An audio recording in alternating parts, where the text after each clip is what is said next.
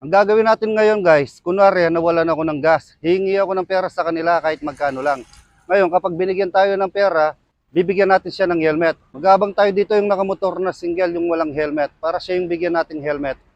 Yung walang helmet talaga yun ang bibigyan natin. Nandito tayo sa harap ng munisipyo ng Mabalacat City.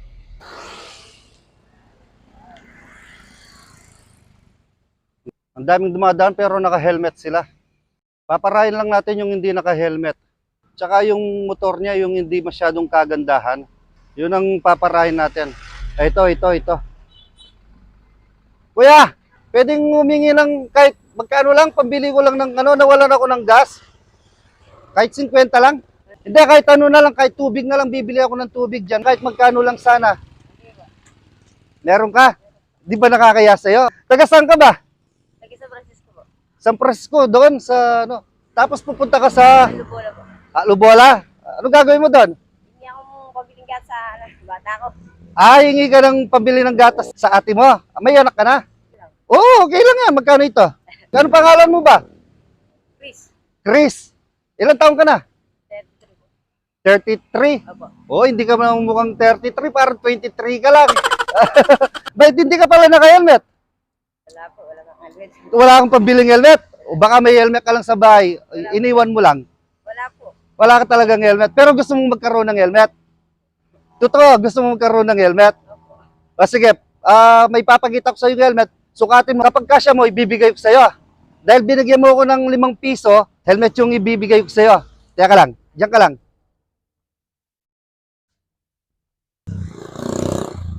Eto, kuya. Sukatin mo, kapag kasya mo, sayong-sayo na ito. Dahil binigyan mo ako ng 5 piso, bibigay ko sa iyo itong helmet ko. Bago ito, brand new ito. Sige, tanggalin mo muna yung sombrero mo. Ito Ducati. Sige. Talagang 5 piso lang yung pera mo. Tapos binigay mo pa sa akin, no? Ang bait mo, no? Sige. Sana kasya muna lang. Saktong-sakto, no? Kasyang-kasya. Sige, sa'yo na ito. Hawakan mo, mamaya suotin mo na. Para hindi ka masita doon. Tingnan mo, may mga nagche-checkpoint ata doon. Pero kanina nung inarang kita, nagulat ka, no? Kala mo, nanguhuli ako, gano'n. Kala mo nagche-checkpoint ako. Hindi, gumagawa lang ako ng social experiment. Kung sino yung magbibigay sa akin ng pera kahit magkano, talagang ibibigay ko talaga sa kanya yung helmet na yan. Kaya swerte mo, nakita kita. Ang daming anduman dito pero may mga helmet naman sila. Sabi ko, harangin ko yung walang helmet tsaka yung medyo hindi kaganda na motor. Ngayon, ang gagawin ko niyan, yung binigay mong 5 piso sa akin, ibabalik ko ulit sa'yo. First attempt ko lang sa'yo yan. Ikaw yung unang-unang hinarang ko. Kala ko nga, mabibigo nga ako eh. Anong masasabi mo sa bagong helmet mo? Salamat po kay Eagle Boto Black. Huwag mong ibebenta ito, no?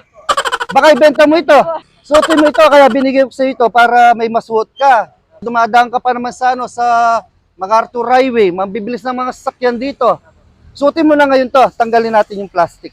Suotin mo na. Ito, may may plastic pa dito. Tanggalin natin. O, sige. Mag-ingat ka, ha? Ano kasi pangalan mo ulit? Chris. Chris. Okay. Okay, mag-ingat ka, ha? Sige.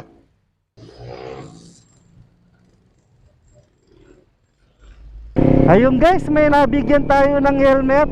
Successful yung ginawa nating social experiment. Tignan nyo guys, kahit 5 piso na lang yung pera niya, binigay pa sa akin. Una, humingi ako ng pambiling gas. Tapos sabi niya, wala daw siyang pera. Papunta pa lang daw siya sa ate niya para humingi ng pera.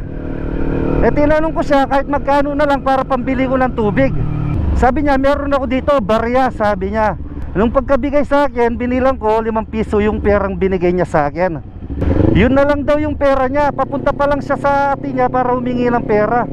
Tingnan nyo guys, napakabait ng taong yon. Kahit yun na lang yung pera niya, binigay pa sa akin. Ganyan talaga yung mga gustong-gusto ko talagang tinutulungan. Yung may mga puso sila. Kahit na alam nila na wala talaga sila, ibibigay pa nila. Saludo ako sa iyo, Kuya Chris. Sana marami pang taong katulad mo na handang tumulong. handang magbigay kahit magkano lang yung pera nila. Deserve mo talaga yung helmet na yon. Sige guys, hanggang dito na lang muna yung video natin. At kung tinapos ninyo yung video na ito, pag-i-comment na lang kung taga-saan kayo, para alam ko kung hanggang saan umabot yung mga video natin. Sige guys, thank you and God bless us all.